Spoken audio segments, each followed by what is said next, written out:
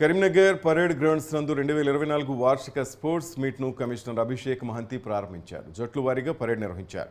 2 రోజుల పాటు ఈ స్పోర్ట్స్ జరుగునట్లు చెప్పారు. Division, headquarters, special wings మొత్తం 5 టీములు పాల్గొన్నట్లు తెలిపారు. సిబ్బందికి athletics, volleyball, football, cricket, badminton, handball, కబడ్డీతో పాటు మరికొన్ని క్రీడల్లో పోటీలు నిర్వహిస్తున్నట్లు చెప్పారు. నిత్యం విధుల్లో ఉంటే పోలీసులకు ఇటువంటి ఆటల వలన మానసిక ఉల్లాసమే కాకుండా శారీరక దృఢత్వంతో పాటు ఆత్మవిశ్వాసం పెంపొందుతుందన్నారు.